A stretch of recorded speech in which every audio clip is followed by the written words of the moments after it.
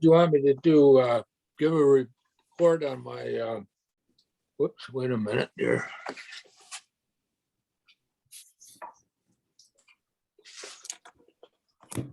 Okay, you want me to give a report on my conversation with Michael Blackwell? That'd be awesome. That might be the best review of where we are.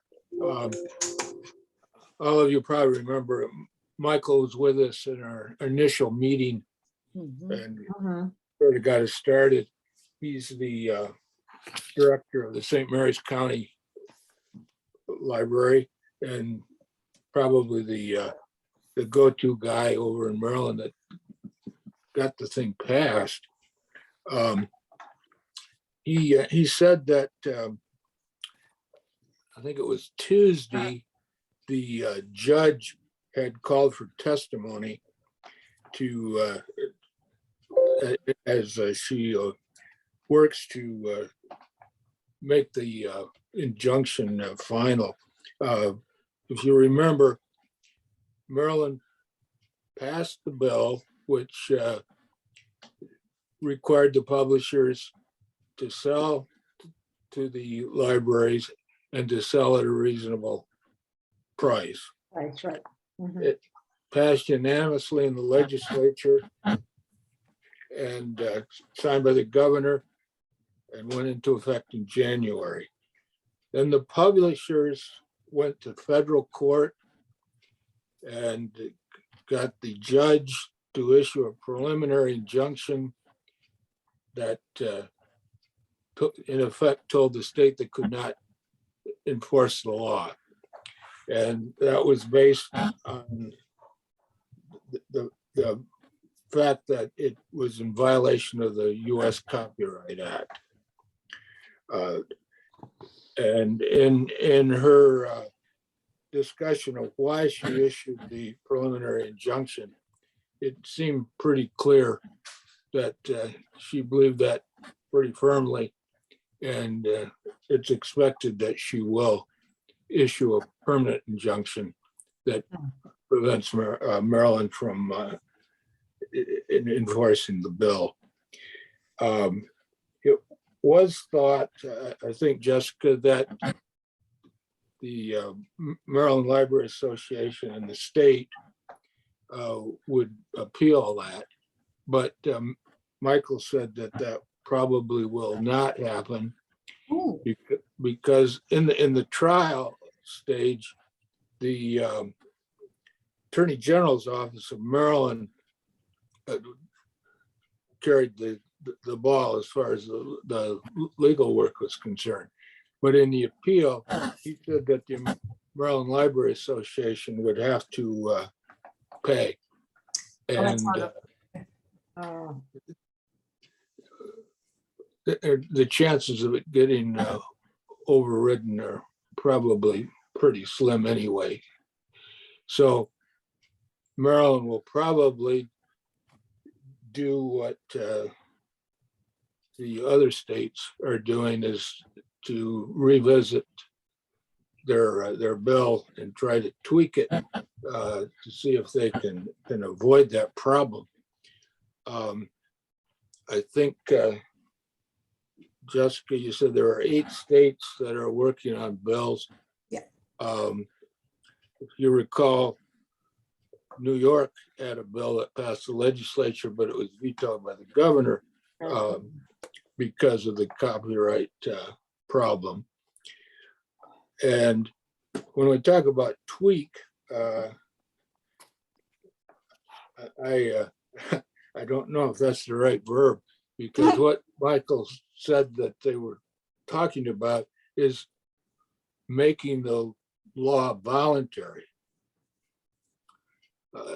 In other words, it doesn't prevent the publishers from denying the sale and affecting the price, but it would in effect encourage them to do that.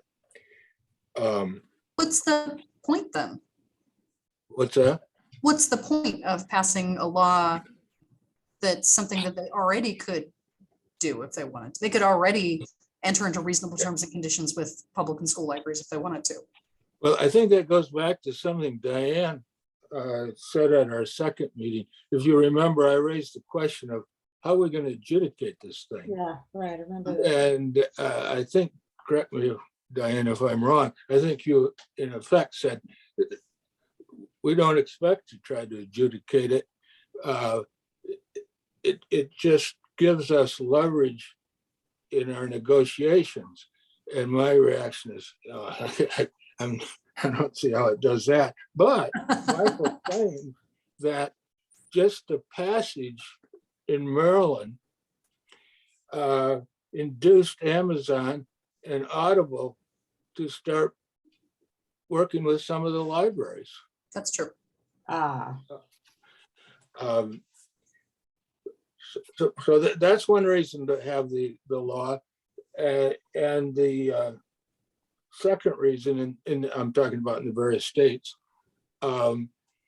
is to show support for our position to Congress, so that when they go to Congress to try to get the Copyright Act amended, if you've got a bunch of states that have passed these laws, it shows that there's public support for our position, because the Congress hears more from the publishers. At this point, they would be hearing more from the publishers, and of course the Copyright Office has said that they believe it also to be a violation. And so I don't know how they would go to Congress, whether they would try to get an exception to the Copyright Act, or play with the, what do you call it, the first sale doctrine, or Right is of that first the sale. term? Which in effect tells you what you can do with the item once you have it. With the book, you can do a lot, of course, but because you actually own the book, and so you can do a lot more with it, where it's with these things you can't. Let me see what else.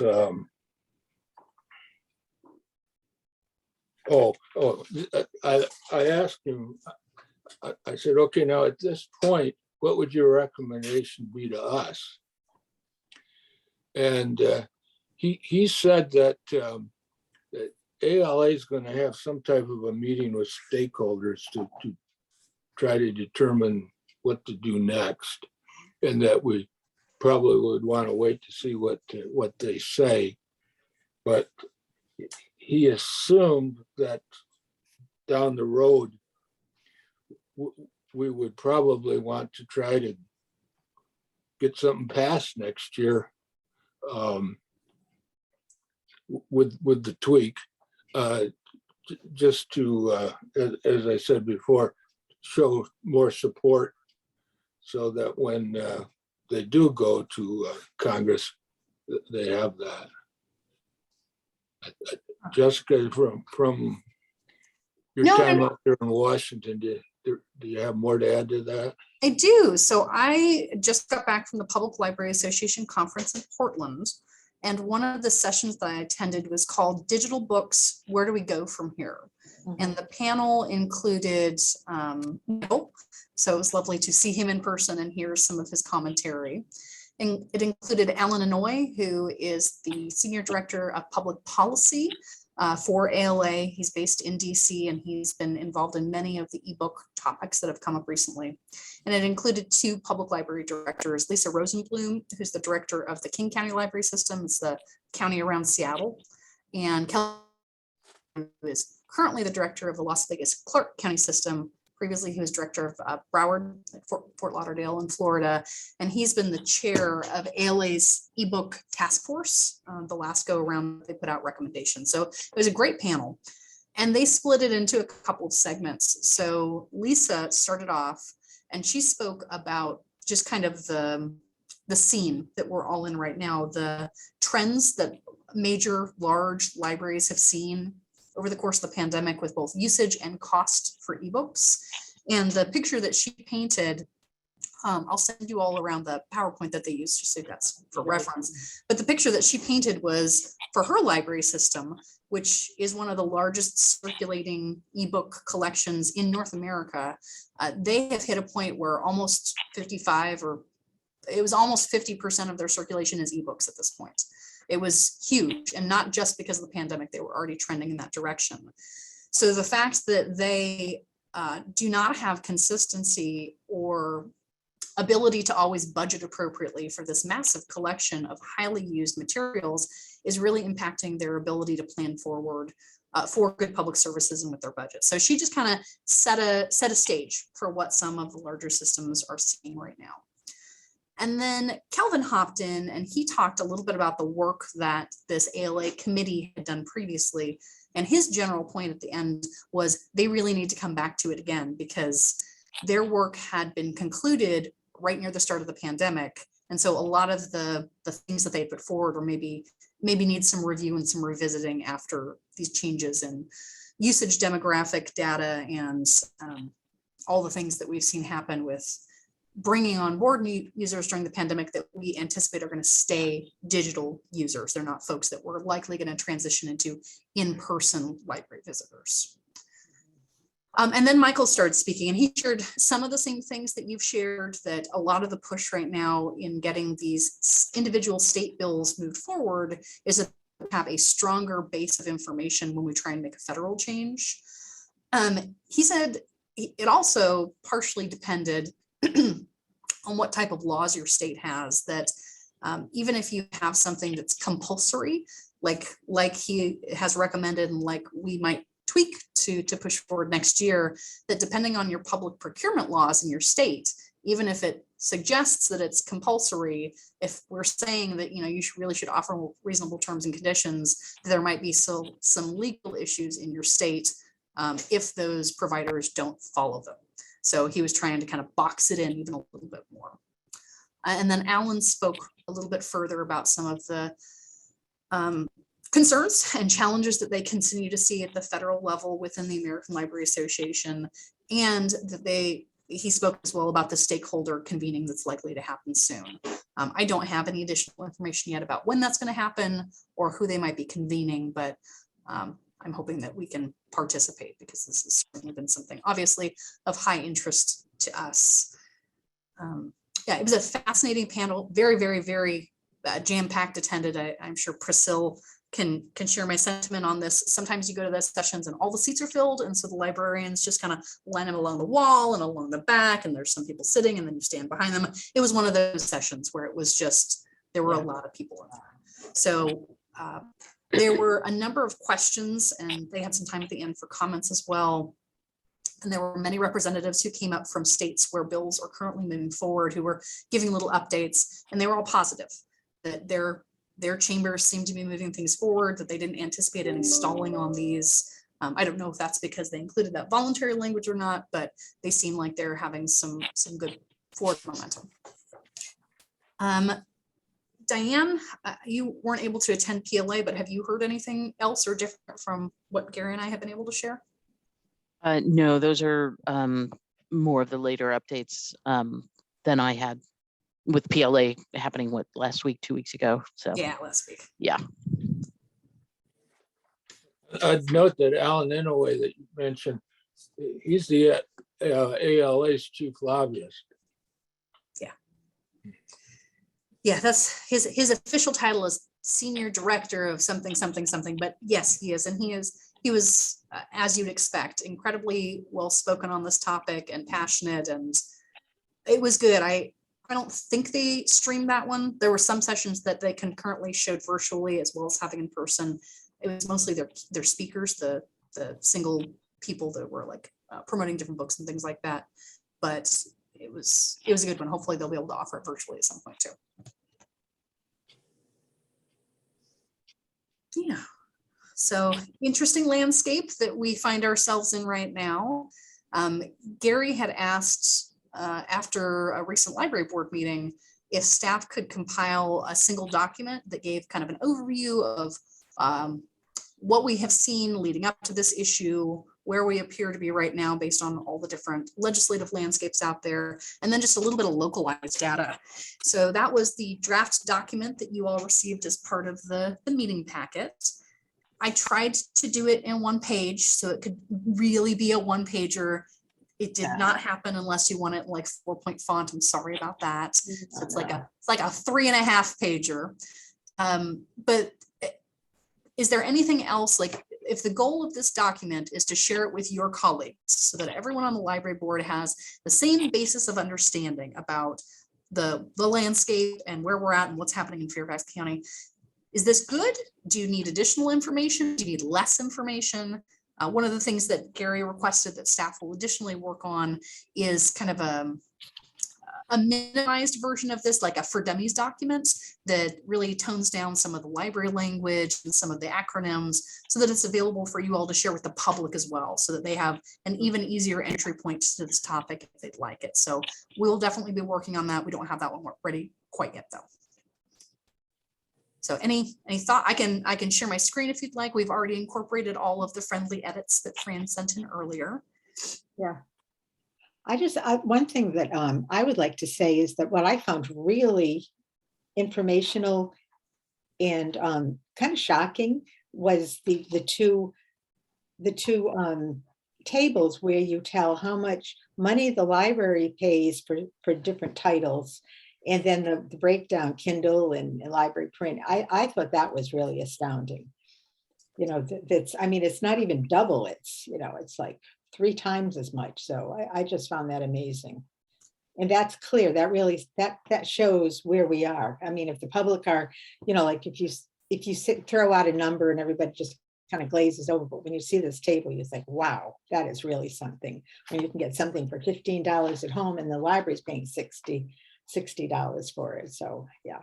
Well, all thanks to Diane and her staff for both compiling that information, and we tried to include things that were either highly circulating during the current year or prior year, or ones that had really high hold volumes so that you could see something that we have to buy. Like this is, if we don't buy these things, then people are going to be, you know, waiting 6+ months, or staff are going to be getting hundreds and thousands of requests for them flooding in. Diane, yeah. Diane, did you have anything else you'd like to talk about or share regarding either of those two charts? And then well, I'm just going to add insult to injury with those prices by telling you that the books last for 2 years only. And then they are auto weeded out of our collection by the publisher, effectively expiring the license. So not only do they cost 3 to 5 times as much in e-format for the most popular of the materials, they are also ours temporarily, and in my opinion, and backed up a little bit by the data, is for a shorter time span than we would normally, on average, weed a book for condition. a print book. Yeah. I'd like to play the devil's advocate for a minute. Oh, I'm sorry. Go ahead, Rochelle. I can wait. I thought we were moving on to another topic, so I can wait until this discussion's over. Oh, But I had okay. something I thought might be good to add to the document, but I'll wait till this part's over. I guess I'd like a little help at some point for this argument. When I look at these numbers, just roughly, we're paying about what is it, 4 times? Let's see, 15. 15 versus. Yeah, 4 times as much. Yeah, for the titles listed. When it releases, yes. When I buy an audio book or something, I'm probably the only one who reads it. I know my wife wouldn't, but and vice versa. But we're getting, on average, what would you say, dozens of people. Jessica, I think you gave me an estimate. of how many would read one. Yeah. It depends. So for these titles, which are highly circulating and have a lot of holds, these might circulate once every 3 weeks because that's how long people can have them. But for other titles that don't have the high hold list on them, it might be less than that. So these might circulate, I don't know, 15 times a year. The maximum they can possibly circulate is 17 times per year, so 34 for a 2-year expiring license. Got it. Thank you, Diane. So 34, so the ratio's 34 to 1 something. It wouldn't be 1. I'll just be really, really conservative and say that somebody reads my book besides me. So that's 1 to 17 versus the 1 to 4 cost. So we're getting 4 times as much bang for the buck as the individual.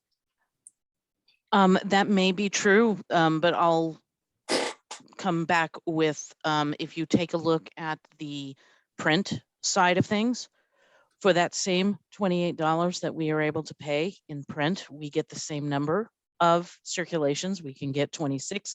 We can actually get a lot more than that because it's print and the right of first sale, the first sale doctrine applies. However, because it's in a different format, somehow that part of copyright is not associated with ebooks. They want the protections of certain pieces of copyright and not others. And that's kind of where I fall on it. I'm all for capitalism. Well, you know, at a certain level of capitalism, I'm all for that. It brings creativity, etc. So I don't want to beggar our artists or our creatives in any way, shape, or form, but I would like some consistency applied.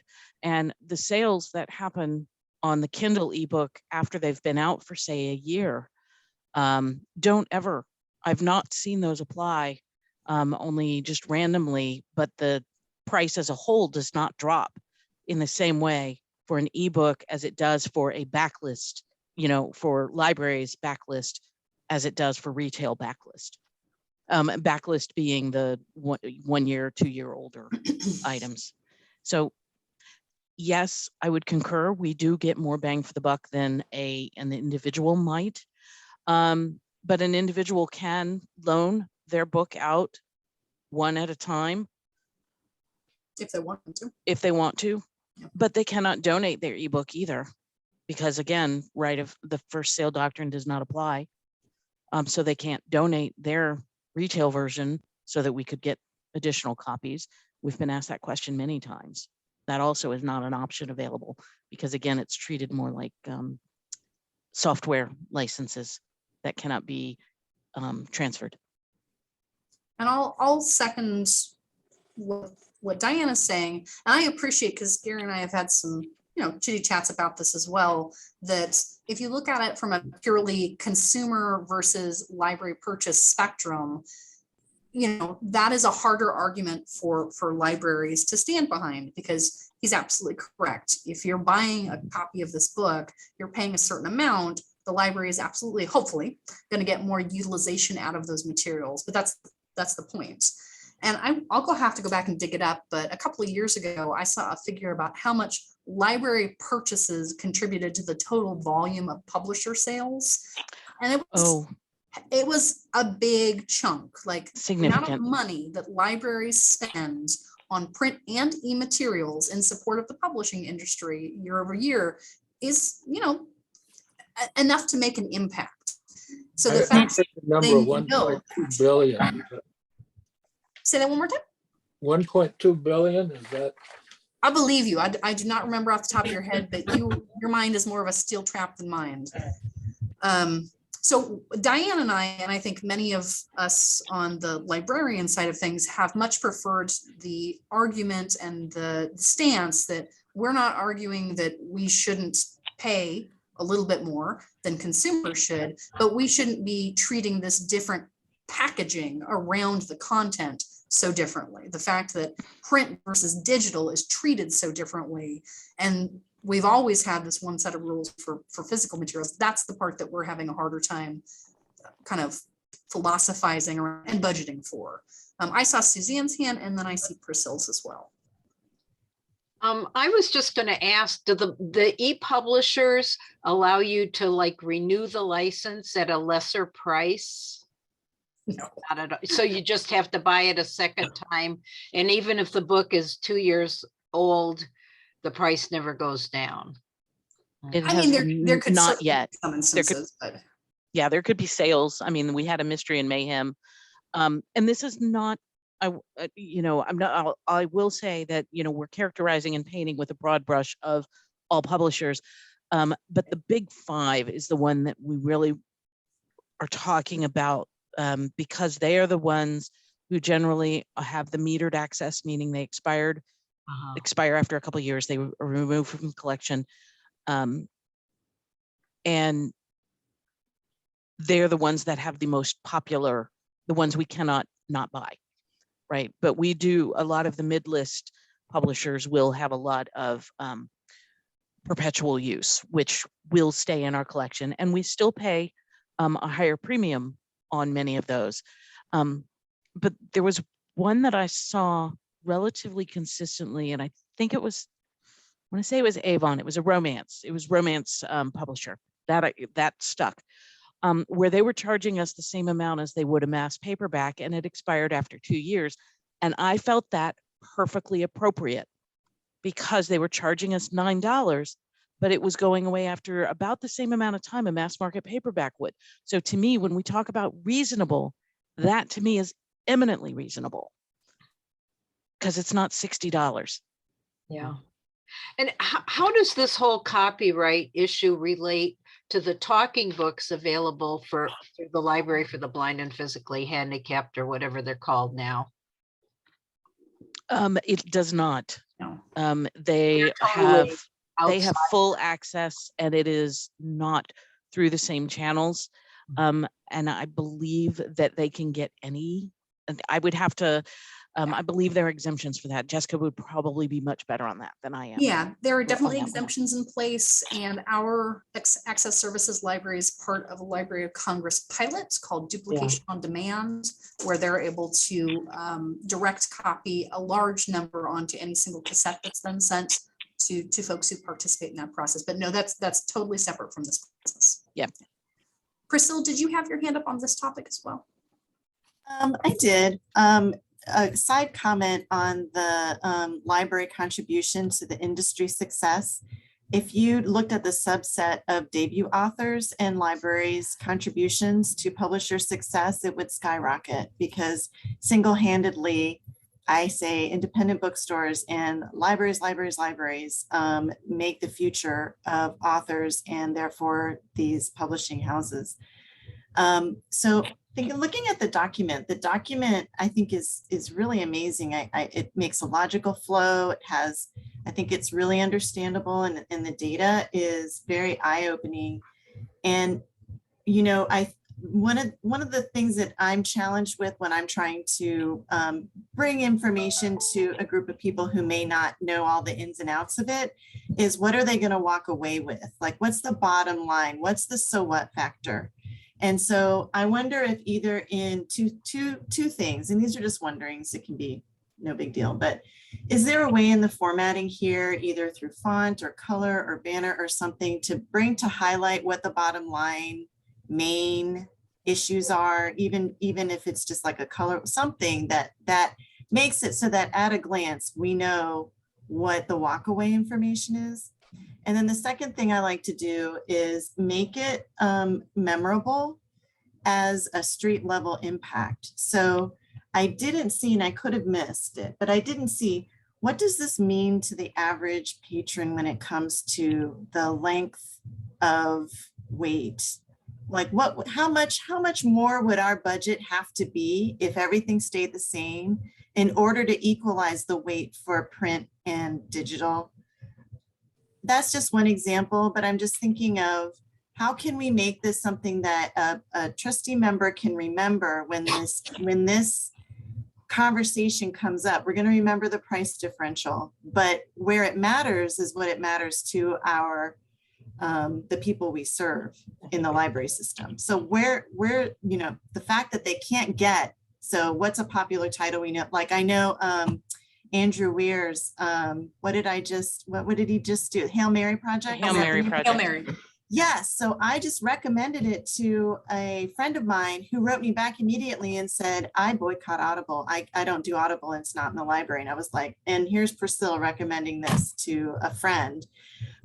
So, you know, a popular, you know, that's an impact statement, but also the impact statement of, you know, what I just said. I'm just repeating myself, like Yeah, how much more of a budget, or how long is the average wait? Something that can bring it down to answering that so what question. Well, and Gary had asked several weeks ago if there was like, what was the biggest impact book? Like we were talking about, I can't remember. It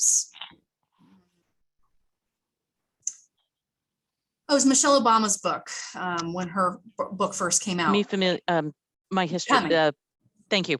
Yeah, when Becoming first came out, like how much did the library have to pay for that versus like which one has the biggest discrepancy between how much the library pays and how much the public could buy it for? And we do not have a great, like, here's the Hail Mary on that particular one yet, but there are a couple that we could probably point to that really illustrate that, because Priscilla, that's an awesome point, and I would love to do some math on that, not at 4 p.m. because this is not my best mathing hour, but if we had to balance out the amount of money that we spend on ebooks, that if we paid, you know, the price that a regular consumer would pay, what that would land at, it would be lots and lots and lots and lots of money. Hey, Keith. Hi, Keith. Hello, sorry, I'm late. I'm literally on my phone and I was trying to transition to my computer, but Okay. sorry to be late. No worries. So I had a question. Yeah. Someone I've talked to people, someone came back with, well, it's a lot more work to create an ebook or an e-audible, and that I wonder if we should address that. Like, is it so much work that you can jack the price of one category up, you know, 5 times or not? Well, that is why the audiobooks are more expensive than ebooks as a general concept. Mhm. So for instance, these might be $60 ebooks, but the audiobooks might be 95 or over 100. Okay, so therein lies one of the differences. But it actually, they generally, except for those authors who are still writing longhand, which are probably fewer, but I know there's some out there still doing that. It starts out digital.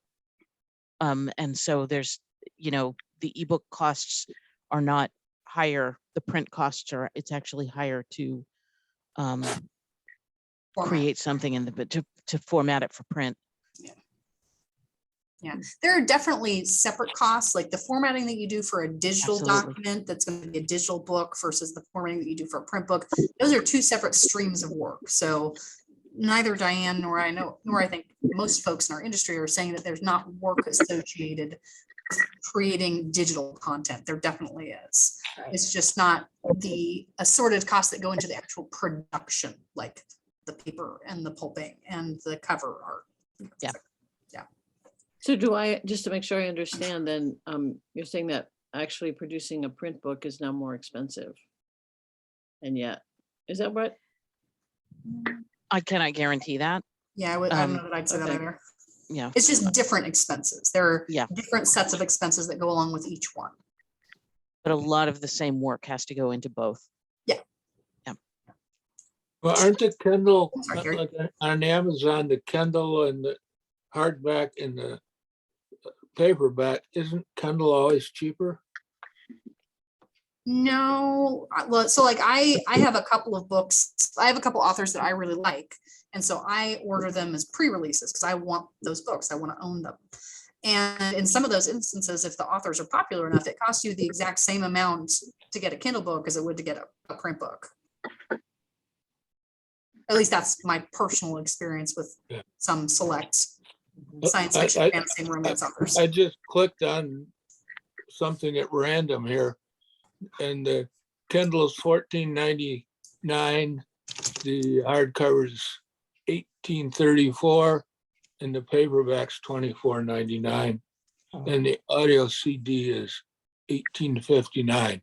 Yeah, you'll So You'll the s- audio CD and the hardcover are about the same. The Kindle's cheaper than all of them. That's you just will one. see that in a lot of those kind of items, and that shows up in the chart that I created, Yeah, yeah. where you can see those kind of pricings. I do think it may vary genre to genre as well. Hmm. Because I think sci-fi hardback and the Kindles generally will come out around the same price. Romance, they'll be different because romance comes out in mass market. So I think that those nuances play into it as well. Sheila? Yeah, this is the same topic, but not cost. So people, what is the difference how long does a patron have to wait for a hold on an ebook compared to the same title to a print version? Is one faster than the other? I mean, that people think along in those lines, on an individual basis. Is there any kind of That one's a hard one too, because it depends. Like if you're like on a 1-for-1 basis, like if both the print book and the ebook had 100 holds on it, it depends on how fast people read it and if they return it early. And so like if everyone was reading at the exact same speed, they turn it in after 3 weeks period. The ebook would circulate a little bit faster because there's no delivery time to get it from one location to another, Yeah. but that would be weirdly optimal. Right. I was And- just going back to Priscilla's impact and statement, Yeah. because I think that really is an excellent point. And the people I talked to, let's take, what is it? The Lincoln Highway. Everybody was reading the Lincoln Highway. And some people say, I'm not going to put a hold on it. Well, it would take a year to get, or, if they put a hold on Lincoln Highway on an ebook, would it come in more quickly? Would they, I mean, these are some of the questions that I foresee people asking, or comparisons they would be asking. So, Yeah. So the data really isn't there. Well, It all one thing depends. it does depend. One thing I will say is we have the ability to lease certain print material from vendors Mhm. to address spikes in demand, Yeah. which that is not an option in the Mhm. world. Okay. We either, because everything is basically a lease, but we are either buying it or we're not at the same Leasing. price, whereas we Uh-huh. do have the ability to, Yeah. here we call them the McNaughtons, right? That's the program we're involved Exactly. in. I know. Yeah. So. Yeah. So the Lincoln Highway is an excellent example. I just pulled up our catalog and I looked up. So for our regular print copy, not large print, not audio, just regular print, there are 306 people on hold for a goodly amount of copies. We have oh my God, I can't count, oodles of them. We have lots of them, 306. For the ebook, there are 1,332 people waiting. So about 1,000 more people who are online for that. And we have 65 copies. Diane and her crew assess these every day, every week, because at some point we're not going to buy more copies of an ebook because we're going to cap out our budget, and then we're not going to have any money to buy anything else. So the ebook issue really compounds for us because people to use library resources, and many people who came to us during the pandemic are only using digital resources, and some people during the pandemic have transitioned to digital resources. So we have this extra bulk of interest and usage going into it. But then we have these incredible wait lines, and we have put systems into place so that we don't over purchase them for the long term. And then eventually folks are going to get turned off of using the library because the wait times are so long.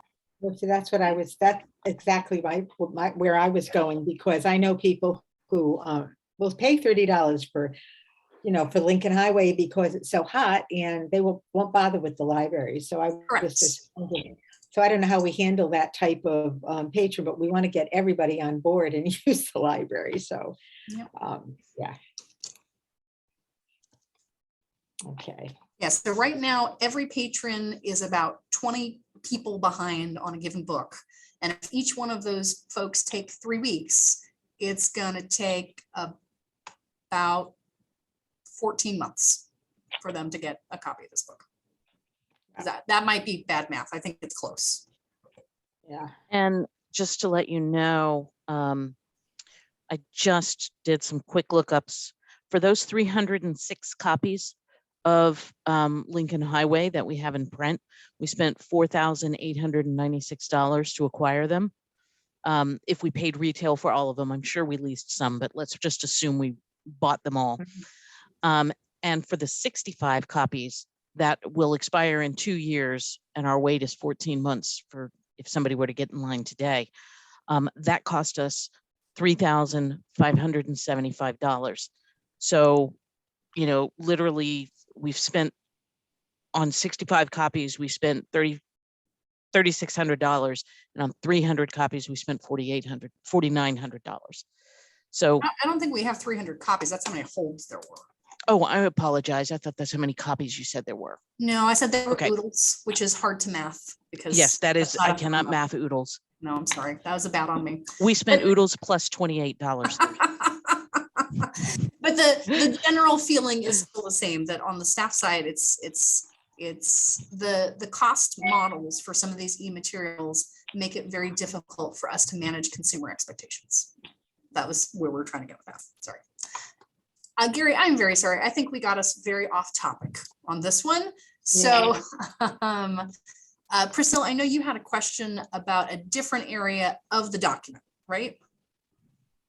No, did I remember that? No, that was my question. Can we include somewhere a Impact statement. practical on the street impact kind of example? Got it. Well, what I'm wondering is Priscilla and I really are coming at this the same way, different aspects of the same thing. And Jessica, I think what you sort of told me earlier is this document that we're looking at tonight or today is for the board. Mhm. And I'm wondering if maybe the things that Priscilla's talking about and that I've been talking about, do we save that for the second document, the document that we're using to try to not inform the board, but to convince somebody else? I don't know. I mean, you could certainly include it in both of them. I don't think that an impact statement would be remiss for your colleagues on the board, just as a reminder of what we're trying to get at. We might want more or more strongly worded impact statement for the public document so that it is exceptionally clear, the same way that we're trying to tone down use of jargon and like library specific acronyms from the public. But impact statements, those little sound bites, so that as you all are talking with elected officials or colleagues or people on the street or family or whoever, that those are the things that stick in your minds, that the library, our library system has such high usage of e-materials and such high costs for them that we have wait lists of more than a year. Like that's an impact. And that is something that will make people not want to use their public library. That's, and then of course, they're just going to go buy those materials themselves, which feeds into the cycle with our publishing colleagues that they're not going to change any of this because they want people to go and buy individual copies of these things. It's like a really unhappy, self-fulfilling cycle. So I think it should go in both. That was where I rambled my way towards. I was coming at the second document the same way Priscilla was in terms of kind of bottom line or this document gives us a good overview so that we understand it as part of the community, so to speak. But when we go to the public, it can't be as long. And we just need the real, how does it impact them in real terms, so to speak. That's what Priscilla's talking about, I think, and that's sort of where I was coming at. Okay. It almost has to be completely rewritten in a different way. Yeah, that's fine. That's very doable. And it can be about the impact on them, not the impact on the library, because while they may feel, like good feelings and nostalgia and things for the library, it's really about how does this impact their usage of a taxpayer resource that they have already funded. But the board needs Yeah. what's in this very much. Okay. So the document that you all have right now, the ones that's board intended, is there a general consensus or an okay that this can be included in your April full board meeting packet? Just so that everyone has the first document while staff work on the second one, or do you want to wait and then we can do them together at a future meeting?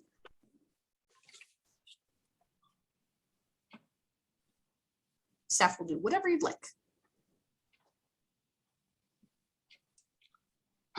How soon do we need this second document? Do we need to wait and see what the ALA is going to do in terms of the next step on this, or we'll be encountering people in the meantime? No. Do we need something or not?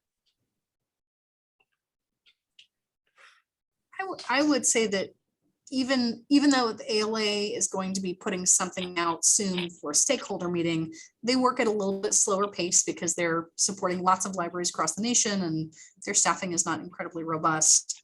I would suggest that you might want to get something out sooner, just that you have it, and then you could always go and update it if you get anything that's different or groundbreaking from them after that. Diane, I don't know if you feel any differently. No, I think part of what a document like this could do is start raising the awareness of the differences. It's always it shouldn't be, but it's always a little bit surprising to me at how different people see the ebook. They think in libraries that of course we would be charged the same $14 or whatever. So I think that awareness might be one of the first things. And I think the simplifying the document, the for dummies style is an excellent style because it just pinpoints certain things. So that's great.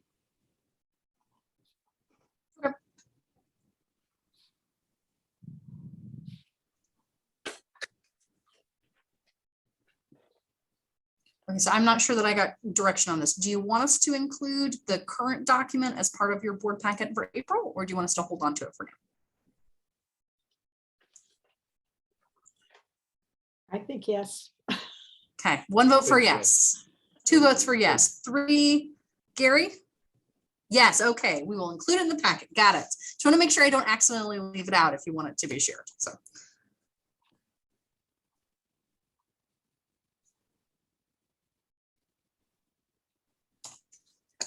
Okay, staff have marching orders. We will we'll get this included in your packet for April, and we'll start working on hopefully an actual 1-page document staff or for public consumption that refines and condenses and really focuses more on end user impact and more of those impact statements as it relates to them.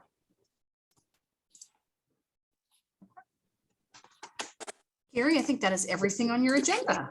Let's go look. I think we're done. Woo! Thank you. Okay, meeting adjourned. Yep, okay. It was nice seeing you all. Bye. Thank you.